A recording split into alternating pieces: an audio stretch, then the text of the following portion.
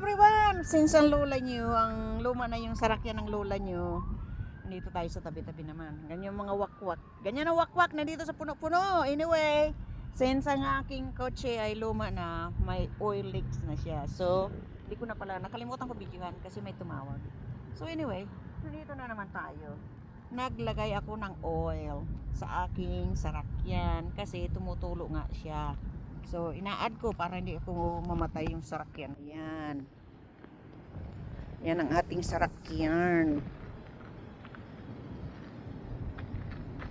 Yung lola nyong wakwak, nandito sa mga puno-puno na naman.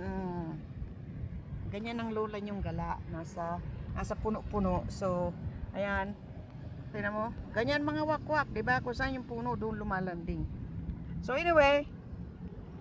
Yan lang ang bagong balita sa akin. Napatulo ko lang ang imbudo. Imbudo nga ba? Ang tawag. Ayan, nalagay ko na ho.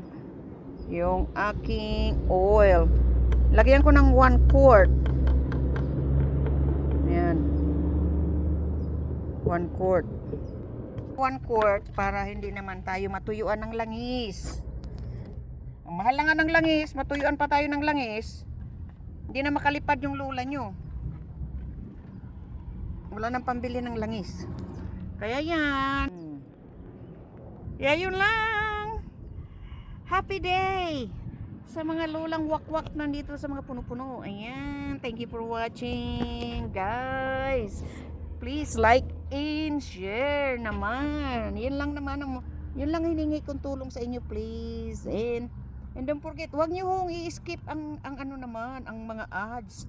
Kasi yan, malaking tulong na yan sa mga katulad namin, mga content creator. Lalo na ako, na konti lang naman ang pensyon ng lola nyo. Kaya halos wala na makain ang lola nyo. Kaya, okay, yun lang. Thank you, guys. Thank you for watching.